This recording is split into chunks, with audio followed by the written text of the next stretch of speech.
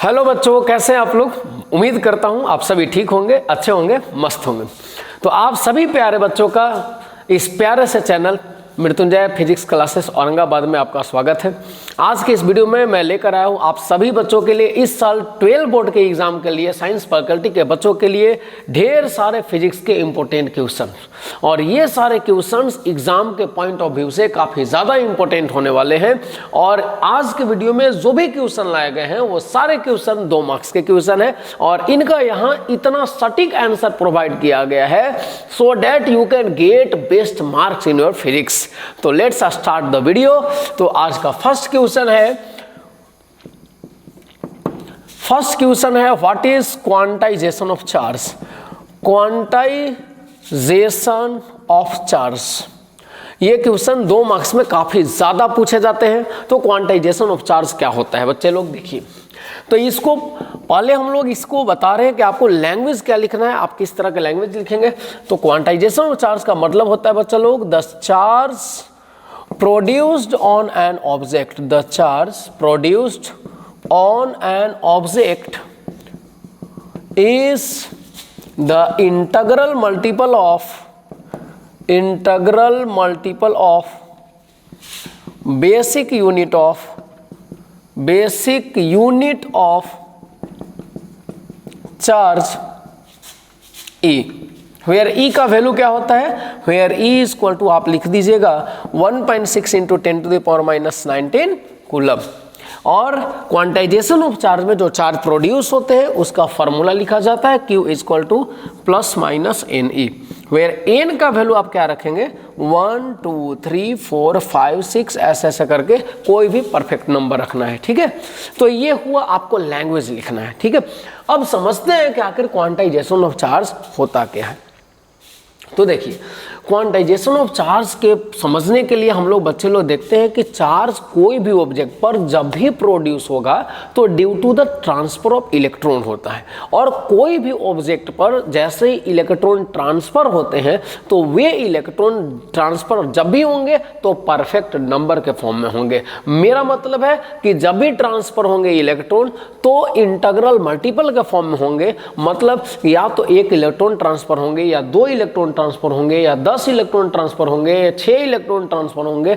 ये जब भी इलेक्ट्रॉन ट्रांसफर होंगे परफेक्ट नंबर का फॉर्म में। ऐसा हम नहीं बोल सकते हैं कि इलेक्ट्रॉन जो हो रहे हैं वो 4.75 इलेक्ट्रॉन ट्रांसफर हुआ, 5.73 इलेक्ट्रॉन ट्रांसफर हुए, 2.13 इलेक्ट्रॉन ट्रांसफर हुए, ऐसा नहीं बोला जा सकता है। जब भी इलेक्ट्रॉन ट्रांसफर होंगे तो परफेक्ट नंबर के फॉर्म में होंगे, ठीक है। तो इसलिए चार्ज जब भी प्रोड्यूस होगा तो जो बेसिक यूनिट ऑफ चार्ज है, ये बेसिक यूनिट ऑफ चार्ज उसके इंटीग्रल मल्टीपल के फॉर्म में होते हैं, और इसी प्रिंसिपल को बोला जाता है क्वांटाइजेशन ऑफ चार्ज। इसी रूल को क्वांटाइजेशन ऑफ चार्ज बोलते हैं, ठीक है। तो नेक्स्ट क्वेश्चन आज का है आपका second question.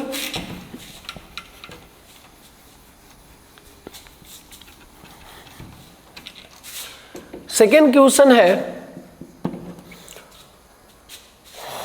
What is Coulomb's law. What is Coulomb's law, Coulomb's law क्या होता है।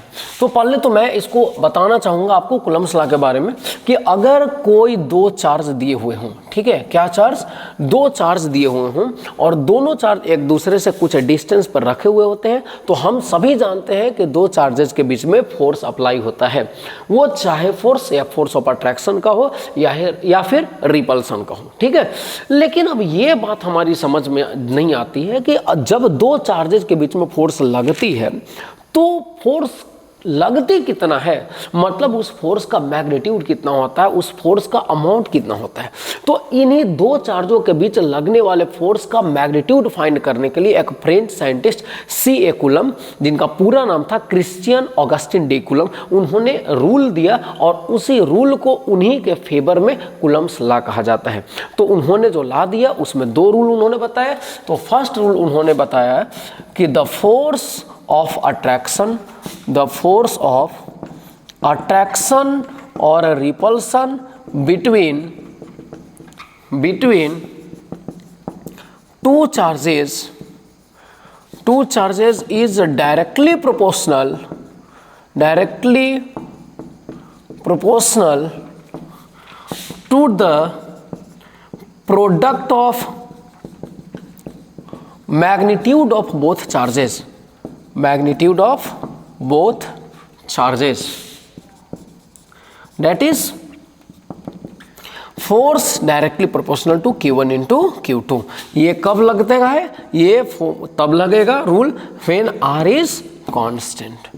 जब R क्या हो, दोनों के बीच का डिस्टेंस क्या होना चाहिए? कांस्टेंट होना चाहिए। मतलब फर्स्ट रूल उन्होंने बताया है कि दो चार्जेस के बीच में जो फोर्स लगते हैं वो फोर्स दोनों चार्जेस के मैग्नीट्यूड के प्रोडक्ट के डायरेक्टली प्रोपोर्शनल होते हैं। इसका मतलब हुआ कि ये दोनों चार्ज का वैल्यू, दोनों चार्ज के प्रोडक्ट का वैल्यू जितना ज़्यादा होगा फोर्स भी उनके बीच में ज़्यादा वर्क करेगा। अगर Q1 इंटू Q2 का वैल्यू कम होगा तो फोर्स का वैल्यू भी कम होगा। चलिए दूसरा उन्होंने रूल बताया था कि द फोर्स ऑफ अट्रैक्शन और repulsion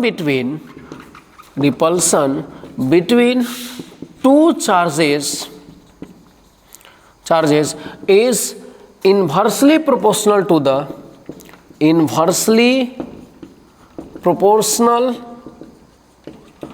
to the square of distance between them। चलिए तो देखिए क्या कहना है, मतलब अगर दो चार्ज हैं और दोनों चार्ज के बीच का डिस्टेंस अगर r है तो फोर्स जो होता है दोनों चार्ज के बीच के डिस्टेंस के स्क्वायर का इन्वर्सली प्रोपोर्शनल होता है। ठीक है, देख लो ये जैसे यहाँ पर ये इक्वेशन सेकंड मान लेते हैं और इसको इक्वेशन फर्स्ट मान लेते हैं। जैसे क्या सेकंड वाला रूल बोलता है कि डिस्टेंस दोनों के बीच के r है, तो जो फोर्स अप्लाई होगा वो दोनों चार्जेस के बीच के डिस्टेंस के स्क्वायर के इनवर्सली प्रोपोर्शनल होता है। मेरा मतलब है कि जैसे ही दोनों के बीच में अगर डिस्टेंस कम होते जाएगा फोर्स का वैल्यू क्या होगा? इंक्रीज होगा, और जैसे डिस्टेंस का वैल्यू जैसे जैसे इंक्रीज होते जाएगा फोर्स का वैल्यू डिक्रीज होगा। ठीक है, तो ये कूलम्स का दोनों रूल थे। दोनों रूल को अगर हम लोग क्या करते हैं कंबाइन करके लिखते हैं बाय फर्स्ट एंड सेकंड, तो F डायरेक्टली प्रोपोर्शनल टू हो जाएगा Q1 into Q2 upon R square. Proportionality के साइन को अगर हटाइएगा तो एक कॉन्स्टेंट दिया जाता है और ये कॉन्स्टेंट है K, और इस वजह ये फार्मूला जो है इसी को क्या बोला जाता है? ये कूलम्स लॉ का फार्मूला हो गया। ठीक है, तो ये क्वेश्चन आपका समाप्त होता है। तो आज का थर्ड क्वेश्चन है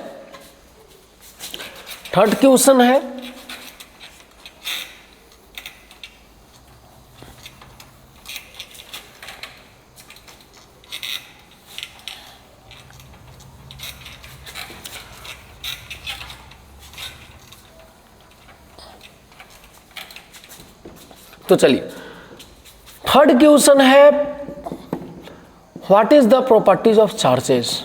what is the properties of charges? Properties of charges क्या होते हैं? ये ऐसे चार्जेस के ढेर सारे प्रॉपर्टी होते हैं, लेकिन आपको जो एग्जाम में पूछे जाएंगे मात्र 2 प्रॉपर्टी पूछे जाते हैं। तो आप क्या करना, बेसिकली जो मेन प्रॉपर्टीज हैं उनको लिख देना। ठीक है, तो आप लिखिएगा the property of charges are given below, the basic properties of charges are given below.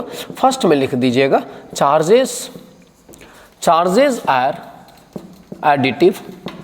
Second property लिख देंगे बच्चे लोग, चार्जेस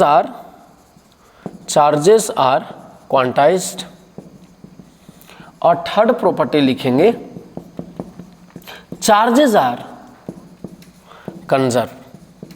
कंजर्व्ड। ठीक है, तो बात करते हैं चार्जेस आर एडिटिव। ठीक है, ये 3 प्रॉपर्टीज हैं और ये तीनों प्रॉपर्टीज के बारे में मैं आपको बता रहा हूं कि एडिटिव का मतलब क्या होता है। चार्जेस आर एडिटिव मतलब होते हैं कि अगर कोई ऑब्जेक्ट पे 2 कूलम का चार्ज है, किसी दूसरे ऑब्जेक्ट पे 5 कूलम का चार्ज है, तो आप क्या बोलेंगे वो टोटल चार्ज यहां पर कितना हुआ 5 प्लस एक पर 2 कूलम का चार्ज है, दूसरे पे 5 कूलम, टोटल चार्ज कितना हो गया 7 कूलम का चार्ज हुआ। तो एडिटिव का मतलब यही होता है कि आप किसी भी चार्ज को ऐड कर सकते हो। ठीक है, चार्ज को ढेर सारे अगर चार्ज दिए गए तो उनको ऐड किया जा सकता है। ठीक है, सेकंड जो प्रॉपर्टीज है चार्जेस आर क्वांटाइज्ड ना, चार्जेस क्वांटाइज होते हैं। ये तो अभी जस्ट बताया मैंने कि कोई भी ऑब्जेक्ट पे जो चार्ज प्रोड्यूस होते हैं वो due to the transfer of electrons होते हैं, और इलेक्ट्रॉन जब भी ट्रांसफर होंगे तो परफेक्ट नंबर के फॉर्म में होंगे, कभी भी पॉइंट या डेसिमल के फॉर्म फॉर्म में, फ्रैक्शन के फॉर्म में इलेक्ट्रॉन ट्रांसफर नहीं हो सकते हैं। इसलिए जब चार्ज प्रोड्यूस होगा किसी भी ऑब्जेक्ट पर तो वो integral multiple of basic unit of charge के फॉर्म में होता है। तो इसलिए बोला जाता है कि charges are quantized, charges are conserved. इसका मतलब क्या है, कोई भी ऑब्जेक्ट पे चार्ज प्रोड्यूस होता है तो वो इलेक्ट्रॉन के ट्रांसफर की वजह से होता है। इलेक्ट्रॉन क्या होते हैं, इलेक्ट्रॉन ट्रांसफर होते हैं, ठीक है। अब एक बात बताइए कि जितना, मान लेते सपोज करो कि इधर से 7 इलेक्ट्रॉन क्या हुआ, निकल के उस तरफ गया, तो इस तरफ से इलेक्ट्रॉन निकला उधर गया तो यहाँ पे पॉजिटिव 7 ही इलेक्ट्रॉन चार्ज प्रोड्यूस होगा और इस पे -7 ही। तो बात मेरा ये है कि जितना इलेक्ट्रॉन यहां से निकल रहा है वही इलेक्ट्रॉन, जितना इलेक्ट्रॉन यहां से निकल रहा है वही इलेक्ट्रॉन तो वहां पर जा रहा है। एक तरफ इलेक्ट्रॉन का लॉस हो रहा है तो दूसरे तरफ इलेक्ट्रॉन का गेन हो रहा है। तो नया चीज का प्रोड्यूस कहां हो रहा है, कंजर्वेशन ऑफ चार्ज बोलता है कि चार्ज जो होते हैं किसी भी सिस्टम का, किसी आइसोलेटेड सिस्टम का जो टोटल चार्ज होता है वो हमेशा कंजर्व होता है। चार्ज को नहीं तो आप क्रिएट कर सकते हैं और नहीं आप डिस्ट्रॉय कर सकते हैं। बात समझ में आ रहा है। तो यहाँ पे आप देखो कि जब 7 इलेक्ट्रॉन यहाँ से निकले और उस जगह पे गए, उस ऑब्जेक्ट पे गए, तो बताइए यहाँ पर नया चीज का प्रोड्यूसन कहाँ हुआ, नहीं हुआ ना। एक जगह इलेक्ट्रॉन क्या हो रहा है, लैक ऑफ इलेक्ट्रॉन है, एक जगह इलेक्ट्रॉन क्या हो रहा है, लॉस हो रहा है, तो दूसरी जगह वही इलेक्ट्रॉन गेन हो रहा है, तो नया चार्ज तो प्रोड्यूस नहीं हुआ। हाँ, चार्ज का हम बोल सकते हैं कि सर रीडिस्ट्रीब्यूशन हो रहा है, बट यहाँ नया चार्ज प्रोड्यूस नहीं हो रहा। तो ये बोला जाता है कि किसी भी सिस्टम का टोटल चार्ज जो होते हैं हमेशा कंजर्व होते हैं, उसी को कंजर्वेशन ऑफ चार्ज बोलते हैं, ठीक है। तो चलिए नेक्स्ट क्वेश्चन है प्रॉपर्टीज ऑफ चार्जेस के बाद हमने अभी जस्ट पढ़ा कूलम्स लॉ के बारे में।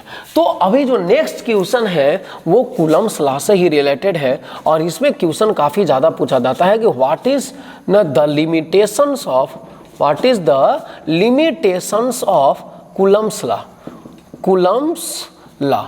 कूलम्स लॉ के लिमिटेशंस क्या होते हैं, ठीक है। तो मैं बताना चाहूंगा बच्चे लोग कि लिमिटेशंस का मतलब क्या होता है।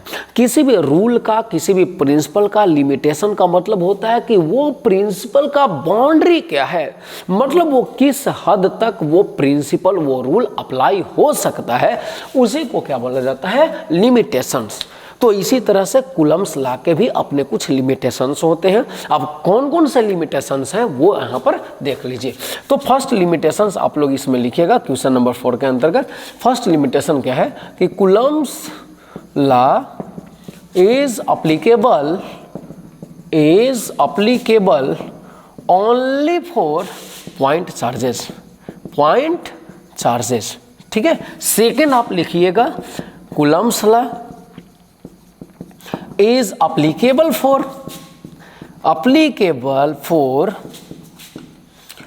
only static charges। और जो नेक्स्ट प्रॉपर्टी है, जो आपका थर्ड प्रॉपर्टी है, वो लिखेंगे आप कि Coulomb's law is applicable up to distance of 10 to the power -14 metre to 10 to the power 18 metre, ठीक है। तो आइए इसको समझते हैं। फर्स्ट बोला जा रहा है लिमिटेशंस क्या है कूलम्स लॉ के, कि कूलम्स लॉ जो होते हैं हमेशा पॉइंट चार्जेस के लिए अप्लीकेबल होते हैं, पॉइंट चार्जेस के लिए। सेकंड बोला जाता है कि कूलम्स लॉ अप्लीकेबल है किसके लिए, स्टैटिक चार्जेस के लिए। अगर दो चार्ज स्टैटिक है, मतलब रेस्ट में है, तभी दोनों के बीच में कूलम्स लॉ अप्लाई हो सकता है। अगर दो चार्ज रेस्ट में नहीं है, मेरा मतलब कि अगर दोनों चार्ज मोशन में है तो उनके बीच में कूलम्स लॉ अप्लीकेबल नहीं होगा, कूलम्स लॉ वहां पर काम नहीं करेगा। थर्ड बोल रहा है कि Coulomb's law is applicable up to distance of 10 to the power -14 metre to 10 to the power 18 metre. Coulomb's law जो है 10 to the power -14 मीटर से लेकर के 10 to the power 18 मीटर तक डिस्टेंस के लिए अप्लीकेबल होता है। अगर डिस्टेंस जो है 10 to the power -14 मीटर से अगर कम हो जाता है और 10 to the power 18 मीटर से ज्यादा हो जाता है तो कूलम्स लॉ अप्लीकेबल नहीं होता है बच्चे लोग, ठीक है। जैसे मैं एग्जांपल के लिए आपको बता दूं कि अगर distance 10 to the power -14 metre से कम हो जाए, ऐसा आपको देखने को मिलेगा न्यूक्लियस में। न्यूक्लियस में क्या होता है कि ढेर सारे प्रोटॉन्स होते हैं। क्या होते हैं न्यूक्लियस में? ढेर सारे प्रोटॉन्स होते हैं, और ये सारे प्रोटॉन न्यूट्रॉन्स भी होते हैं, बट हम यहाँ बात कर रहे हैं ऐसा पार्टिकल जिस पर चार्ज हो, ठीक है। तो प्रोटॉन के पास चार्ज होते हैं, न्यूट्रॉन के पास चार्ज नहीं होते। तो न्यूक्लियस में दो प्रोटॉनों के बीच दोनों पे चार्ज है, तो चार्ज है तो इन लोग दोनों के बीच में कौन सा फोर्स लगना चाहिए? Electrostatic force. बट ये गलत है, क्योंकि दोनों के बीच का डिस्टेंस जो होता है 10 टू द पावर -14 मीटर से कम हो जाता है, और इस वजह से वहाँ पर प्रोटॉनों के बीच न्यूक्लियस के भीतर इलेक्ट्रोस्टैटिक फोर्स न लग करके वहाँ पे एक अलग तरह का फोर्स लगता है जिसको न्यूक्लियर फोर्स बोलते हैं। बात समझ में आ गया? क्या है what is the limitation of Coulomb's law? समझ में आ गया होगा। तो चलिए, अच्छा वीडियो को आप लोग पॉज करते चलिए और बार बार ये जो आंसर है वो आप नोट कर दीजिए, क्योंकि इससे सटीक आंसर कहीं नहीं मिल सकता है, और आपको ये ही आंसर आपको एग्जाम में लिखने हैं, ठीक है। तो चलिए पॉज द वीडियो और जल्दी से नोट करो। तो नेक्स्ट क्वेश्चन के लिए हो गया। चलिए, तो आज का नेक्स्ट क्वेश्चन है, कूलम्ब्स लॉ के बारे में हम लोग काफ़ी पढ़ लिए, लिमिटेशंस भी पढ़ लिए, कूलम्ब्स लॉ क्या होता है वो भी जान गए। तो नेक्स्ट क्वेश्चन जो है वो है किससे? Importance of Coulomb's law. ये आपको क्वेश्चन पूछा जाएगा, what is the importance of Coulomb's law? Importance of Coulomb's law, what is the importance of Coulomb's law? आपसे ये सवाल पूछा जाएगा। क्या करेंगे? तो देखिए, इंपोर्टेंस ऑफ कूलम्ब्स लॉ, बाबू देखो, कोई भी लॉ जो होते हैं, कोई भी प्रिंसिपल होते हैं, उनके इंपोर्टेंस का मतलब क्या होता है? इंपोर्टेंस का मतलब होता है कि वो रूल अगर मेरे लाइफ में नहीं होता, अगर हमें पता नहीं होता, तो आज हमें किन किन बातों की जानकारी नहीं मिल पाती, और अगर ये रूल है मेरे पास तो इससे हमें क्या क्या बेनिफिट मिला, हमें क्या क्या हमें स्टडी करने को मिला, क्या क्या नई नई जानकारियां मिली, ठीक है। तो उसी को बोलते हैं भाई importance of any law, any principle. तो उसी तरह से कूलम्ब्स लॉ के भी कुछ इंपोर्टेंस है। वो क्या है? यहां पर आप लोग पहले लैंग्वेज देख लीजिए। तो इंपोर्टेंस ऑफ कूलम्ब्स लॉ, ठीक है, by using Coulomb's law we can know बोल सकते हैं, या we can understood those forces which, first में आपको लिखना है which acts between nucleus and electron, ठीक है। Second, understood those forces which act between atoms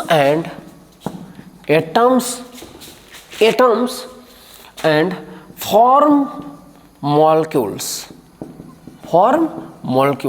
and third बोल रहा है which act between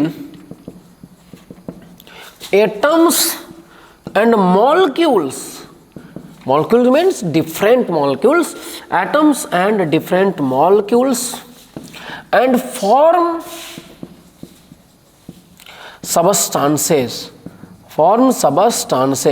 such that solid, liquid, gas, etc.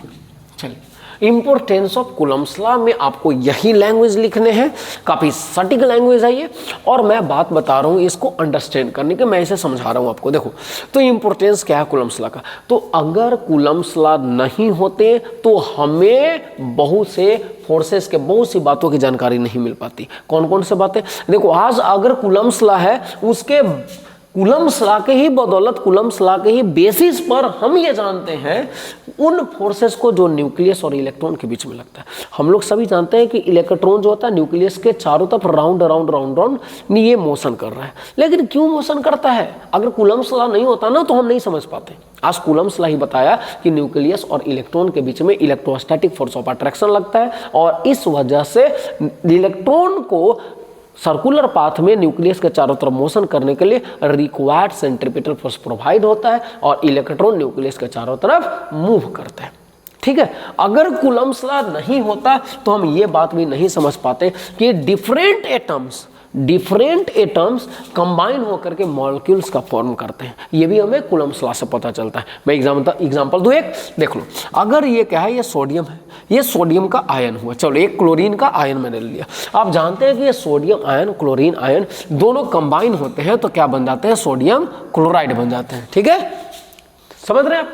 तो अब बात ये है कि अब ये दोनों कॉम्बिनेशन करते क्यों हैं, सोडियम आयन क्लोरीन आयन क्यों कंबाइन होते हैं भैया?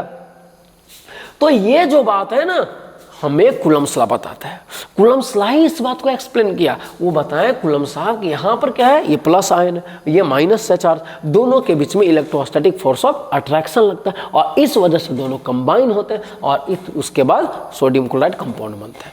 ठीक है, तो ये बात भी हमें कूलम्ब्स लॉ के द्वारा ही पता चला। फिर थर्ड है सिमिलरली, जिस प्रकार से एटम्स कंबाइन होकर के मॉलिक्यूल्स बनाते हैं, सिमिलरली हम कूलम्ब्स लॉ के द्वारा ही ये हम समझ पाते हैं कि ढेर सारे एटम और मॉलिक्यूल्स भी आपस में कंबाइन होकर किस प्रकार सबस्टांसेस बनाते हैं, सच दैट सॉलिड, लिक्विड और गैस का फॉर्मेशन करते हैं। तो इंपॉर्टेंस समझ में आ गया होगा, कूलम्ब्स लॉ के इंपॉर्टेंस क्या क्या है, तो इसको जल्दी से नोट कर लें आप लोग। और नेक्स्ट क्वेश्चन आपके लिए है,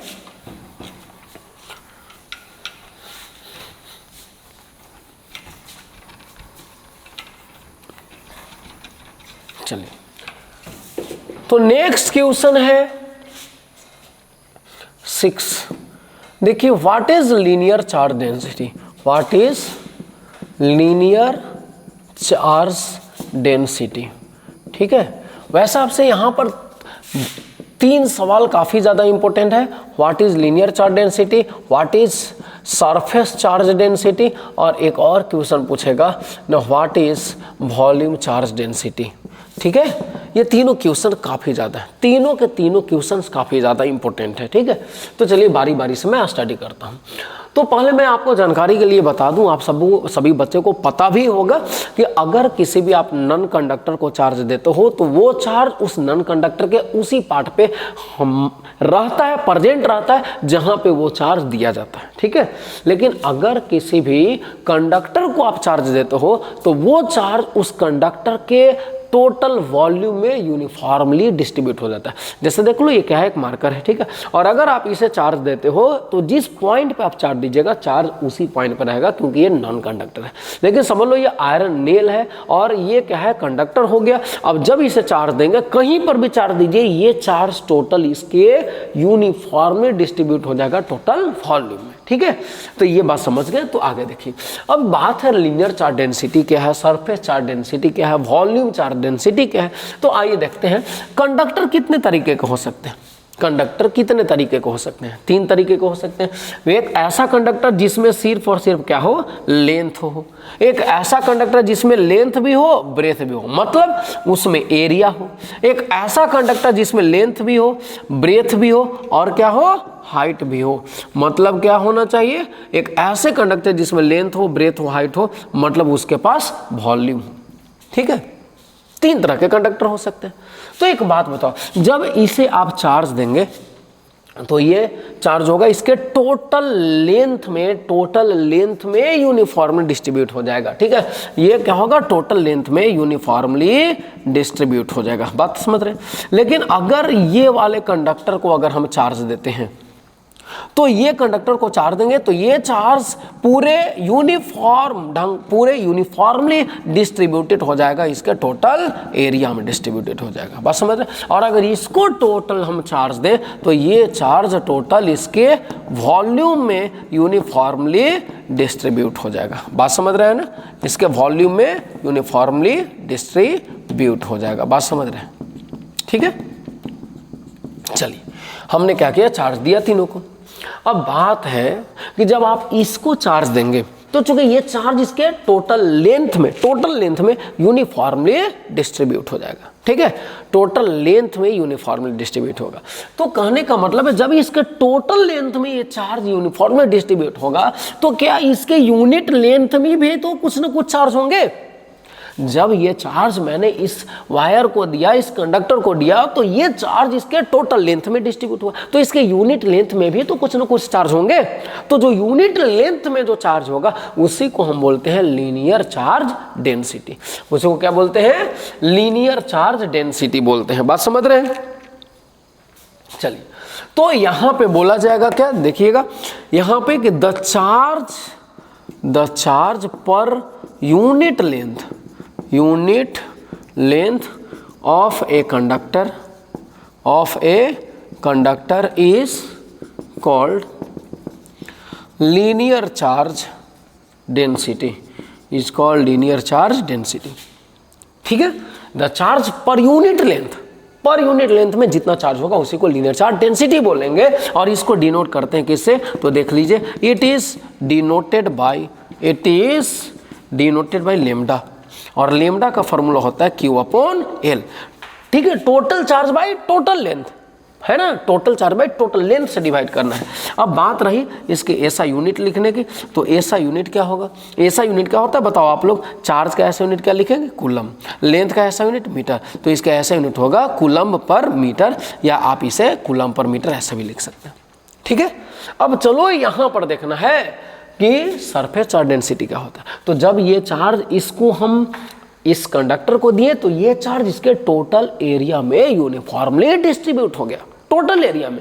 तो जब ये चार्ज टोटल एरिया में यूनिफॉर्मली डिस्ट्रीब्यूट हुआ है, तो इसके यूनिट एरिया में भी तो कुछ ना कुछ चार्ज होंगे। अगर ये चार्ज इस कंडक्टर को दिया गया, तो ये चार्ज इसके टोटल एरिया में यूनिफॉर्मली डिस्ट्रीब्यूट हुआ है, तो ये चार्ज इसके यूनिट लेंथ में भी तो कुछ ना कुछ चार्ज होगा। तो यूनिट एरिया में जो चार्ज होते हैं उसको क्या बोला जाता है? Surface charge density. तो क्या लिखेंगे सरफेस चार्ज डेंसिटी के बारे में? देखो मैं नीचे लिखता हूं, it is the charge per unit area, it is the charge per unit area, ठीक है। It is the charge per unit area, it is denoted by sigma, and sigma is equal to Q/A formula होता है। Sigma is equal to Q/A formula होता है। और यहाँ से ऐसा ही यूनिट जब लिखेंगे तो कूलम और इसका मीटर स्क्वायर, और आप बोल सकते हैं coulomb per metre square is the formula of volume surface charge density, ठीक है। It is denoted by sigma. अब चलो वॉल्यूम चार्ज डेंसिटी क्या होता है? What do mean by the volume charge density? तो ये चार्ज अगर इस कंडक्टर को दिया जाए जिसमें लेंथ, ब्रेथ और हाइट तीनों हो, तो बोला जाएगा कि ये जो चार्ज है यूनिफॉर्म में डिस्ट्रीब्यूट हो रहा है इसके टोटल वॉल्यूम में। तो टोटल वॉल्यूम में जब चार्ज डिस्ट्रीब्यूट हो रहा है, तो इसके यूनिट वॉल्यूम में भी तो कुछ ना कुछ चार्ज होगा। तो यूनिट वॉल्यूम में जो चार्ज होंगे उसी को बोला जाता है वॉल्यूम चार्ज डेंसिटी। यानी आप इसको डिफाइन करेंगे कि वॉल्यूम चार्ज डेंसिटी क्या है, तो it is the charge per unit volume of a conductor, ठीक है। बात रहा इसे किससे डिनोट करेंगे? मैं ऊपर लिखता हूं कि it is denoted bye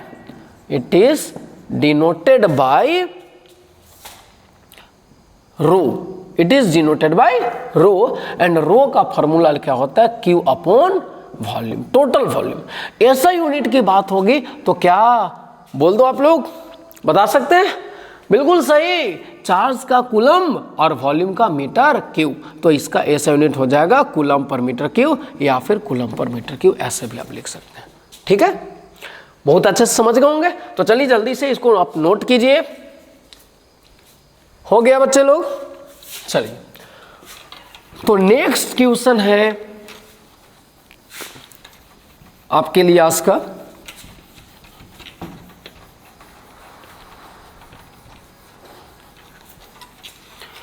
polarity of charge. क्या आपको पता है what is the polarity of charge? Polarity of charge किसको बोला जाता है? क्वेश्चन नंबर 9 जो है, what is polarity of charge? Polarity of charge क्या होता है? तो पहले मैं इसका आंसर दे देता हूं, उसके बाद मैं आप लोग को अच्छे से इसको समझाऊंगा। तो what is polarity of charge? तो that property which distinguishes between positive and negative charge. Between positive and negative charge is called polarity of charge. Very simple definition ये पोलैरिटी ऑफ चार्ज। चलिए आपसे क्वेश्चन किया जाएगा कि polarity of charge क्या होते हैं, ठीक है। तो चलिए आप बिल्कुल समझिए, चार्ज कितने तरह के होते हैं? दो तरह के चार्ज होते हैं, एक पॉजिटिव चार्ज होता है, दूसरा नेगेटिव चार्ज होता है। तो एक बात बताइए, एक चार्ज को आप पॉजिटिव चार्ज बोल रहे हैं, दूसरे चार्ज को आप नेगेटिव चार्ज बोल रहे हैं, तो दोनों का नाम अलग अलग क्यों हुआ? एक को पॉजिटिव बोल रहे हो, दूसरे को आप नेगेटिव चार्ज बोल रहे हैं, तो दोनों के बीच में कुछ ना कुछ तो प्रॉपर्टी का डिफरेंस है ना, ठीक है। तो वैसा प्रॉपर्टी जो दोनों चार्जेस के बीच के डिफरेंस को बताता हो, उसी प्रॉपर्टी को ही क्या बोला जाता है? पोलैरिटी ऑफ चार्ज बोलते हैं, ठीक है बच्चे लोग। तो उम्मीद करते हैं ये सारा क्वेश्चन जो है आपको अच्छे से समझ में आए होंगे। तो आप लोग अच्छे से इस अपने एग्जाम की तैयारी करते रहिए और बने रहिए बेस्ट तैयारी के लिए मेरे साथ, ठीक है। तब तक के लिए बहुत बहुत धन्यवाद, तैयारी करते रहें।